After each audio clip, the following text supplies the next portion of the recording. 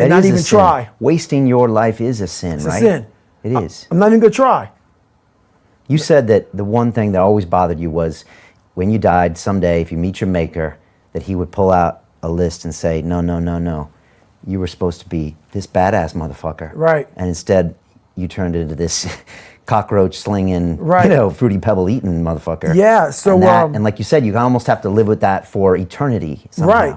So how I talk about it is basically, I visualize a lot. And so I visualize. You always have? Always have. Well, Okay. always have, but a lot of it was very disgusting. Okay. It was like, Visualize woe bad was stuff. me. Oh, okay. Woe was me. Which is worse. Yes. Just as bad. Yes. Just as powerful. But I developed a reality that wasn't real. That's the thing we always do. We can have a great life, but we always build this reality around the one thing we don't have. So therefore, our great life, we don't even see it. We see the one piece of clothing we weren't able to get versus the amazing things we have. So we focus on that. I was the king of focusing on the one bad thing in my life. The one bad person called me nigger. Everything bad, I focused on that. But over here was a beautiful reality of my life. Even though I came from nothing, where I could have taken my mind for the possibilities of where I can go if I work harder. That was all over here, but I lived in the filth over here. So basically, what I started doing was, when I was 297, I thought about, my God, man, like this could be my life. And I thought, okay, what does heaven look like? I don't know. No one does, I imagine. So I was like, okay, I imagine that there's a big long line and you got judgment and you're God. Let's say you're God and I'm just David Goggins. Big long line and you're talking to Jane Doe. Jane Doe goes by and behind you is a big whiteboard. And the whiteboard has like just a piece of paper and you pull it down. The next person in line is David Goggins. And on this board, it has all this stuff on it, but I can't see 'cause I'm too far back in line. So I come up, I sit down now, you're talking to me. David, congratulations, you made it to heaven, how you feel? And right now I'm a 300-pound man. Ecolab guy, I'm 71 years old. This is what I'm thinking at 24 years old, okay? I'm dead, I'm in heaven, you're God. You pull the paper down, it says David Goggins. I'm reading it. And I'm looking at it, and it has my name, but on this paper it says everything about you. Everything, because God knows all. And I'm looking at it, and I'm seeing 185 pounds, Navy SEAL, changed people's lives, all these amazing things. Public speaker, blah, blah, blah, blah, blah, motivational, all the best-selling book. I look at God and say, God, the name is right, but what's on here is not me. He goes, it should have been you. This was the life that you were supposed to live, but you didn't try. So this is the life that you have. So what I think to myself is, are you in heaven? Am I talking to God or am I talking to the devil? Because I'm in hell now to see that was supposed to be my life, but because I didn't try hard enough, because I didn't put forth every single bit of an ounce of pressure in my body into being better, they ended up being a 300-pound guy that made $1,000 a month, and I was fine there. That was okay. So that's how my mind works. It works that way to see, where is this going to take me? What's the possibility? So we're all in a battle with our own brains. That's all life. of us. That's all life is. It's the most powerful thing in the world, is your own brain. It can work for you or against you. And when did you start to realize that the visualization could work for you? And as opposed to focusing on all those bad things that happened, all the things you didn't have, the people that called you names, all the stuff in Brazil, Indiana, and you started thinking, wait a second, I just visualized this, and now I can take it to the next level, because the visualization got you through the SEAL training, I think. It did. And I was able to visualize the end. So when I was 297, and I was all fat and out of shape, and I couldn't run a quarter mile, and I was drinking milkshakes and eating boxes of donuts, I visualized, man, how would it feel? So after I watched that show on Discovery Channel, for a brief moment, there was 22 guys that graduated. I watched this segment on TV about these guys going through Navy SEAL training. And I couldn't even, I wasn't a great swimmer. I was afraid of the water, all this crap, man. And I saw these guys just quitting. But at the very end, it says 22 guys. This commanding officer's up there and he gives this great speech. I was like, man, I wonder. So I started visualizing me being the 23rd guy in these dress whites, sitting there with these guys, getting that Navy SEAL, graduating this Navy SEAL training. I was like, God.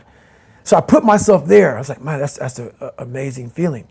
I put myself there at 297, not even able to do anything that these great men were doing. I said, man, if I could feel that, that would change my life. If I could just feel that. It lasts for 1 second. You get that certificate, you walk across the stage, and what's next? But I didn't know that then. My mind wasn't, I thought I'd live in that moment forever. So I said, wow, man, if I could just feel like them.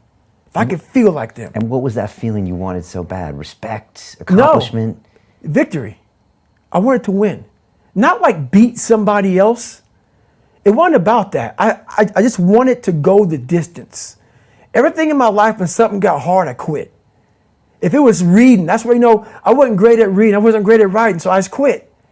I couldn't catch on as fast as you. I had to work harder than you, so I quit. I wasn't great at things, so I quit. I'm not good at this. Like, man, if I could just go that distance, that extra mile, to just go, just to finish. I want to finish. I want to feel victory. And victory for me wasn't winning, it was just finishing. So I said, you know what? If I could feel like these guys feel, it would change my life. But what I realized, the best feeling I had was when I was by myself trying to lose this weight. I had to lose it in literally less than 3 months. 106 pounds in less than 3 months. And literally, I started feeling victory just by putting myself in the battle. It wasn't about going to Navy SEAL training. It wasn't about being the 23rd guy in that chair. I started realizing, man, just by going to war with myself every day and putting these challenges and these goals and these obstacles, these insurmountable obstacles. So it wasn't about losing 106 pounds.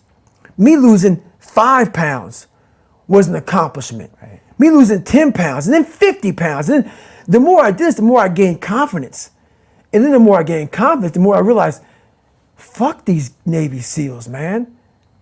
These guys can't do what I'm doing right now. I had no coach, had no trainer, had no money. I didn't know how to lose weight. I had no knowledge of what I was doing. I was just working. I was just sacrificing. And then through that, all these different tools started coming up. But I would have never found these tools if I didn't put myself in a very uncomfortable place. We all look for toughness. We all want it, but we look for it in a comfortable environment. You will not find toughness in a comfortable environment. Those of you who are listening to this, whoever hear this, you will not find it. I was trying to look for it everywhere. The only way you find it is to drown yourself in a position where you're just out of sorts, where you can't swim and you're drowning. Where you're drowning. You're drowning in life. But you say, you know what, man? Fuck that. I'm gonna figure out how to fucking backstroke or fucking something. I'm gonna figure out how to, and then through figuring out all these tools, your mind starts to, when you quit, your mind does this. Because you're out. Once you say, I'm not gonna quit, this is the 40%. When you quit, your mind says, we're done. So it doesn't expand. There's no expansion when you quit. When you say, fuck you, this sucks, I'm drowning, I'm miserable, I'm suffering, I'm broken, but I'm not going anywhere. What happens to your mind is it does this. It says, fuck, he's not leaving. So we got to expand. We got to grow. We got to figure this fucking thing out. So then these compartments in your brain start to they have to work. They have to work. And then you start to engage parts of your mind that you never engaged before. But you can't engage it by sitting back in these nice chairs, drinking this nice water, talking to you, talking about what I want to do. That's where the 40% thing comes in. It comes in when you're in suffer mode and you say, I'm not going to quit.